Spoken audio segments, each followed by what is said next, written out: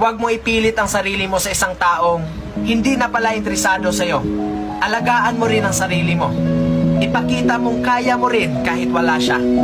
Lahat tayo may halaga. Bakit mo pa sasayangin ang oras sa taong hindi nakikita ang halaga mo? Ito ang tatandaan nyo. Kapag ang mahal nyo biglang nagbago sa'yo, yun bang kaya ka na niyang tiisin? Yung kaya ka na niyang hindi kausapin at hinahayaan ka na lang niya. Asahan mo, meron na yung ibang pinagkakabalahan. Meron ng ibang nagpapasaya sa kanya. Kaya kanya natitiis. Huwag mo nang kulitin. Dahil kung totoong mahal ka niyan, kahit gaano pa siya kabisi, hindi kanya kayang tiisin. Kaya dapat kang magising sa katotohanan.